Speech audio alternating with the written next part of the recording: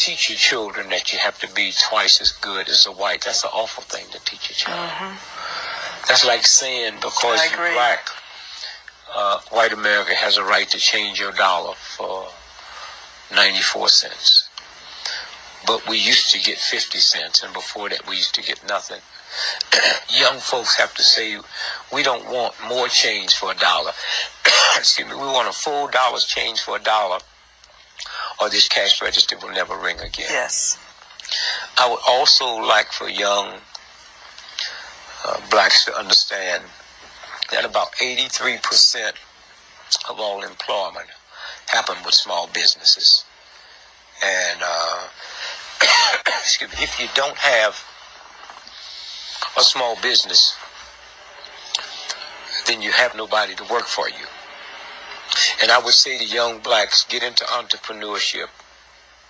We will never catch up with white America till we get into business, because there's a thing called tax write-offs. Tax write-offs. All right, we back live again. Right. Okay. So, welcome to James Backwards. I'm here with my boy Ryan. Thank you for coming. Yes. And we're going to go ahead. I'm going to go ahead and interview this young brother. He has a lot of information, a wealth of information. I wanted to bring to you guys some content connected to people who want to be owner-operators, people who are already owner-operators, and drivers who are aspiring to be owner-operators. And also just business owners in general. If COVID hasn't taught you anything, it should have taught you to not rely upon anybody else but yourself. So, with that said, let's segue into the questions. I think I forgot my wife's coat to her phone. Oh, nope. No, I'm good. All right.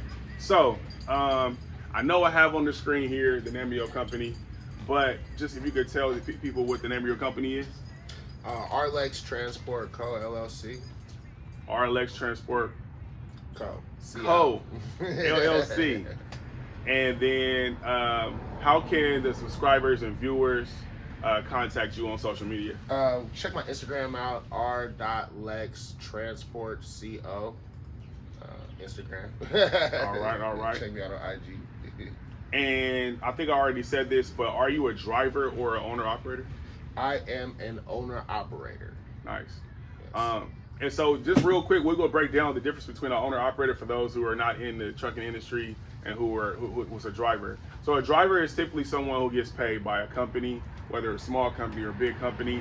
And then an owner-operator is someone who has the option to drive their own equipment, own the business, run the business, pretty much a jack of all trades when it comes to the business. I am also an owner-operator. So I know what he's struggling with right now, what he's going through, and that's the reason why I think we connected, because we're kind of going through the same stuff. Let me see. This phone keeps locking.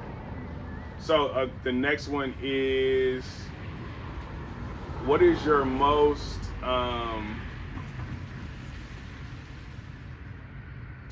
you know the question I was trying to ask? What was the most challenging? What is the most challenging experience that you've had as a owner operator, or and we're going to talk to you a little bit more about your other business.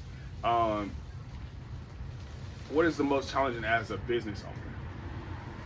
Okay. And owner-operator? As a business owner and owner operator, just being compliant, staying compliant, and being able to show proof of having all your paperwork and everything in order, so that when asked or when requested, you have everything to provide, and there's no murky waters. It's all clear and transparent.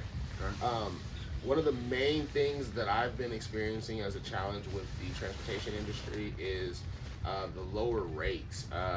Now, that's not to say that there aren't good rates out there. You can definitely come up on some good rates, but the lower rates are making it more difficult for us to operate when gas prices have increased immensely. So at this point, the most challenging thing is getting brokers to understand, and even platforms like Amazon, getting them to realize that we're risking life, limb, and gas money out there just to get to and from, you know, each destination. We're transporting your items to these destinations. You need to be paid for it properly.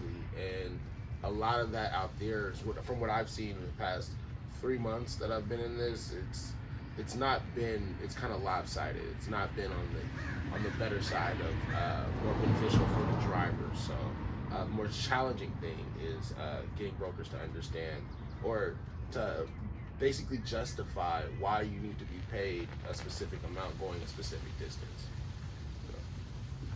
I would answer that exactly the same way you did. And so just while we're there,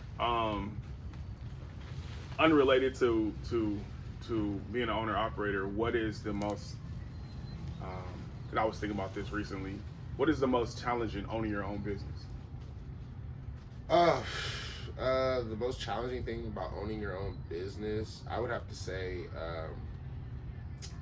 I don't know, it's like I said, like staying compliant, but also staying on top of everything and making sure that you have every department squared away. Whenever you're operating as a business, you got to make sure you have your accounting department. You got to make sure you have your dispatch department. You got to make sure that you have your compliance department. You have all these departments bundled into one as an owner operator. So you got to make sure that you have everything taken care of, because at the end of the year, the tax man is going to want his money. Exactly. And you got to make sure that you have everything basically balanced out properly. Exactly. And we will experience taxes soon. Yeah. I haven't experienced that yet as an owner operator or a business owner yet. Yeah, save your money. Yes. Also, from what I understand, January to March is possibly the biggest downtime for transporting, period. So if you do decide to get in this industry, always take into consideration you do have 3 months of pretty much downtime. You're not going to be able to make as much money as you would during peak season. However, if you get a dedicated lane, that's another story. But that's a whole nother subject. I'll let Samaj, tell y'all about the dedicated lanes. So a dedicated lane is basically where you basically you like going from one place from one location to another location, and it suits you. The money suits you, the distance suits you, and the commodity also suits you. And then also too that you have a good relationship with that broker. And a broker is someone who you, as a owner operator / dispatcher, will be in contact with to get loads. And as you are in contact with them, you create that relationship in different ways. I'll get into that, a little later about how to kind of go about that, how to foster that relationship, how to keep that relationship going, right? Because it's like being in a relationship with a significant other. It's easy to get somebody, but it's harder to keep them, right? And so you have to learn the long game. You have to learn how to keep them happy, and as well as you also need to be happy as well. It's not a one-sided thing, because you guys both benefit from this relationship. And so if you recognize and realize that, you'll be okay. So also, I wanted to give a little bit of advice. Have stuff flying. Also, I want to get a little bit of advice. If you are new to this, you're gonna have a tough time with dealing with brokers. So Amazon is the best thing to use at that particular time, but you have to really factor in your gas and other all things, miles, insurance and whatnot, whatever have you, other expenses. But my biggest advice would be to pound the pavement. Get out there and go to these warehouses and go talk to these people and see if they have a need for you, and then give them your information. And that'll probably save you a little bit of time with a lot of going back and forth with brokers, because you're going directly to the shippers and you want to go and talk to people who can put you in a position to where you can actually make money on a dedicated lane, like how he was explaining. And so, as, like I said, like Ryan just said, after you maintain that relationship, you'll be able to keep some consistent money coming into your business. I just recently got my first, broker. that I have a good relationship with, and this man right here actually taught me and helped me to get away from just doing Amazon, because like he said, it's really good for you to come into the trucking industry, start with Amazon, but realize that's not your only tool to use. Realize that it's a consistent tool, but it's not always a very financially beneficial tool. So yeah, just to add a little bit more to it. Anything else you want to say about that? No, that's Okay. That's pretty much it. Is that you can't just primarily use Amazon. There's other platforms, and even just talking to people, prospecting and talking to people, seeing what they're doing. And just talk to other drivers. Feel comfortable enough to talk to other drivers. I mean, some may be cool, some may be a-holes, but you deal with that in life. So exactly. Yeah. So the next question I have is, what do you wish you have known before you started this trucking journey? I wish I would have known that insurance was going to be what it is when you're starting out. Also, I wish I would have known a lot more about compliance as far as going into the weigh stations, because you're gonna have some times where you're gonna have to get inspected, and you want to make sure you're compliant all the way around. Any violation can mess you up with if you're trying to get better insurance in the next year. So that's just one thing that I really wish I would have just, I guess, paid more attention to, because you can go through the weigh station, have a nail in your tire, not even know it, and they'll park you, and you'll get a violation and be out of service.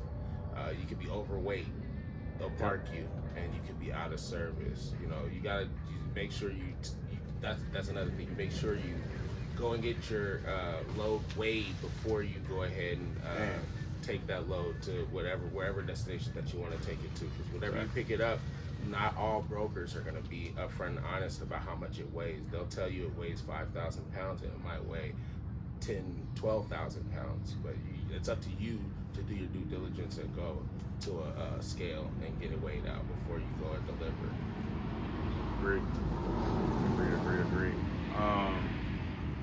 And then one of my last questions, unless I come up with another one, is what is your message outside of what you've already said to prospective and current truckers?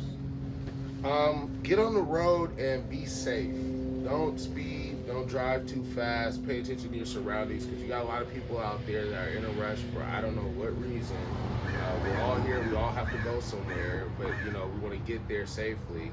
A lot of people that'll be driving around you will try to cut you off, and just don't get upset, don't get mad, because that is one of the biggest things. Road rage is really one of the biggest things that can cause a real bad accident. I think it costs a lot of people lives, but that's really one of the major things that I could say to people that are coming into it new. Like, make sure you go at least 55, 60, whichever way you feel more comfortable, but keep yourself within that range, because any faster you go, anything is liable to happen, especially with weather conditions. So you gotta keep that in mind, weather and road conditions. And then one more question that you just kind of sparked into my head is that as an owner-operator / driver, how important is sleep? Yes, sleep. You basically have hours of service that you're supposed to have with the ELD, electronic log device. With that, you've got to make sure that you stay within that range of driving and keeping a sleep drive ratio. I think it's 10 hours. 10 hours, yeah. You have a 10-hour reset. Give yourself some time to relax, sleep, rest, do whatever you need to do, because you don't want to burn the candle at both ends, and you'll burn yourself out for one, and for two, you can get in real big trouble with the law. So sleep is extremely important. You need at least 6 to 10 hours of sleep, but 10 hours for a reset to get back on that road. So keep that in mind. You can only drive, is it 14 hours? I would go off with that. You can only be on duty for 14 hours. You can only drive, I think it's like 12. 10 and a half. 10, yeah. Okay. I thought it was 12. And so that's another thing too, is that so there's a lot of misinformation out there. If you want to find out what exactly you are supposed to be doing, make sure you visit FMCSA. which is the Federal Motor Carriers Association, I believe it stands for. But it has to. That's who you apply to get your authority. That's who you apply through to get your authority. Your authority is like permission from the United States to operate as a transportation business within these United States, and basically they kind of govern. They govern the Department of Transportation, and so they have what Ryan was talking about is the hours of service, or HOS. They govern what you can do, what you can't do, how long you have, and then also too, like Ryan also said, they will take you out of service, which me and him have both experienced. And that's a violation, and it stays on your FMCSA record until you go and challenge it. And there's a way of challenging it. And it also affects your insurance as well, which is what we were just talking about. Insurance is really high, and let's say you comment on this video and you ask, well, what do you think my insurance will be? I don't know. I don't know. He doesn't know. It all depends on your age. It depends on your location. It depends on the year of your truck. It depends on how many miles it has. It depends on your driving record. It depends on all of these different variables that come together to make up how much you get charged per month. It also depends on how far you plan on trucking, right? So like insurance. Yeah. Interstate.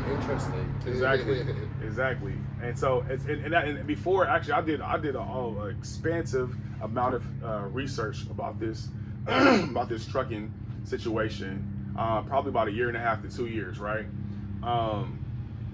But that's one thing I never came across. I never came across you only getting insurance for California, or for the state that you live in, or getting insurance for all of the states, or getting insurance for only 7 of the states that you're near. There's different type of insurance that you can get, and it costs different prices.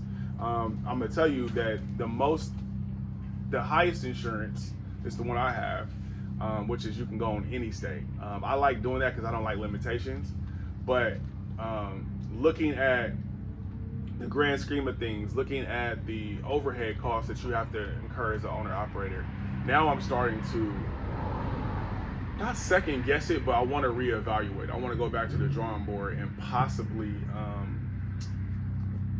only do only regional states, like the states that are near California, as opposed to all the states, right? Because honestly, I've been doing this for like 6 months, and I've only went to 2 different states. So, did I have the possibility of taking the other states? Yes.